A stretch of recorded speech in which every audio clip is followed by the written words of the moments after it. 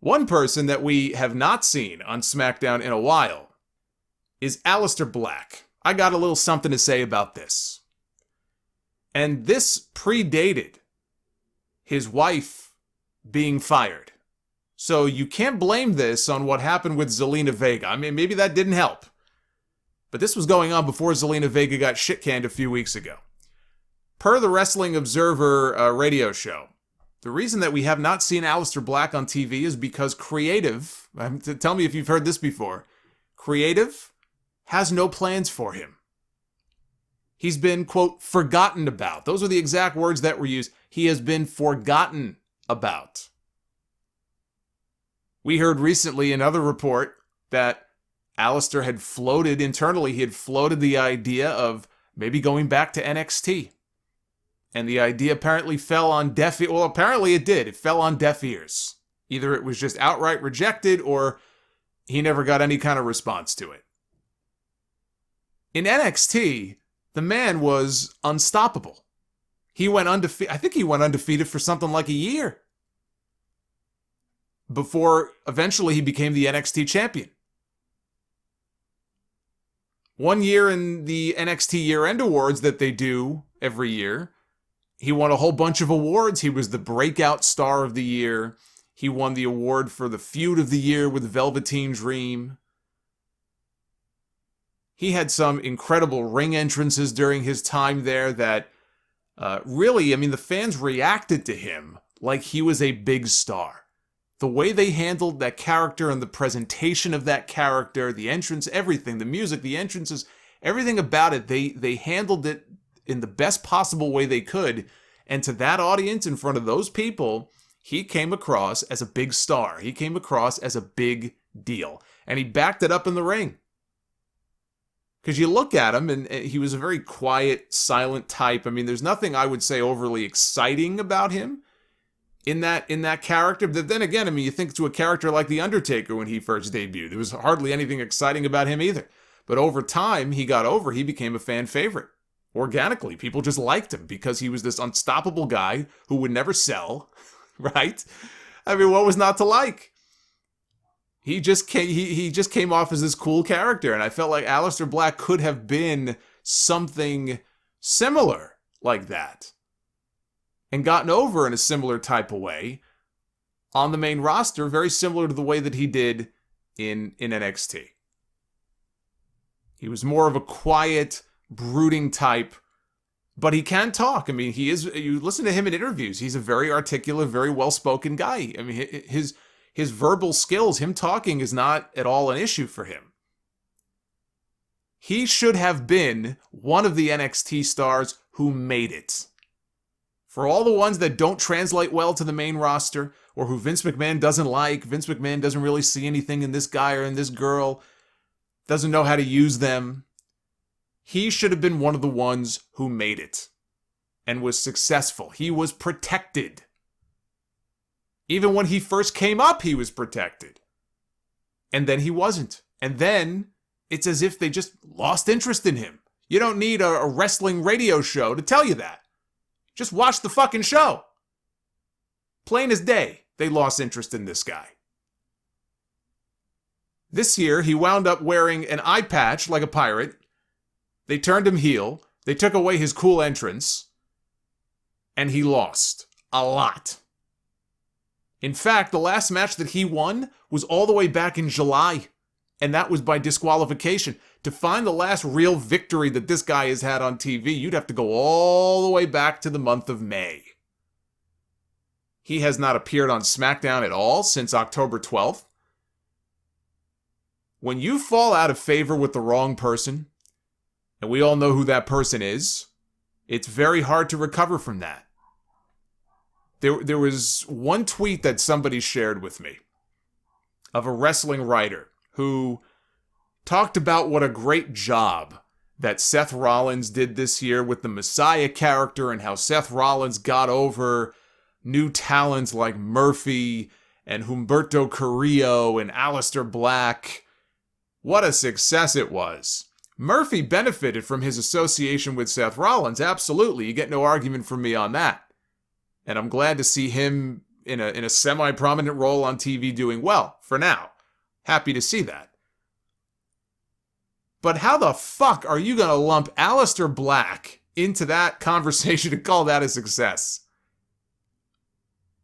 What narcotics must you be on to make that connection? That's a success? That Aleister Black has been any kind of success? You're going to try to make that argument? How has he been a success in the last 6 months? Such a success that he's begging to go back to NXT. Such a success that he hasn't even been on television in almost 2 months ever since he was drafted over to SmackDown. What a success. I think the rise of Drew McIntyre is well-deserved. And he has been a very good champion during a really shitty period. I think Roman Reigns is fantastic in his role as the Universal Champion. WWE has the right champions right now in the right spots at the top of the card. Drew is going to be mixing it up soon on Raw, probably with Sheamus in the next few months. There's no reason Aleister Black could not or should not have been in that mix by now. Or on SmackDown, since they traded him or drafted him over there. You can look at the SmackDown side. You've got Daniel Bryan. You've got Sami Zayn, right, as the Intercontinental Champion. Even Roman Reigns. If Aleister Black were still a babyface, no reason that he could not have been built for a spot on the show working with guys like that by now. The way people are just forgotten about or discarded on these shows is a disgrace. Even Lars Sullivan. And I know the man doesn't have a lot of fans. But they brought back Lars Sullivan. They did back-to-back sit-down interviews with him, sitting down first with Corey Graves, then with Michael Cole, to flesh out his background a little bit more. And then he just, poof, he vanished. We're now going on almost a month since we last saw him on TV. I didn't hear about any kind of injury or anything. Whether you like him or not, whether you like him or you think, it's irrelevant to the point that I'm trying to make. It is a sign of a bad television show that you promote these people or you start to tell these stories. You start to introduce these new characters. We keep hearing, television time is so valuable, 5 minutes, 10 minutes of TV time on these shows is worth hundreds of thousands of dollars. Well, so valuable, right? This TV time is so valuable that you invested a number of segments into bringing this guy back, and he mowed down a whole bunch of people. You're giving him time sitting in a chair trying to flesh out his character and his backstory. And then you let 3, 4, 5 weeks go by of nothing. No follow-up, no... I'm not even saying that he has to be on the show every week, but to go a month with nothing? Has he been forgotten about too? It is the sign of a bad television show. What you're doing when you do stuff like that, you're wasting everybody's time. You're wasting my time. You're wasting the fans' time. And I've actually praised SmackDown a lot more than I praised Raw because I think it's been a more tolerable show to watch. There have been some good SmackDown shows in the last few months. But as a fan, you are wasting my time. Putting these people on TV and then just jerking them off the show, and it's as if they've never existed. Aleister Black has been forgotten about, but he shouldn't be. If Vince McMahon does not like Aleister Black or doesn't believe in him, then he should do the right thing and let the man go back to NXT.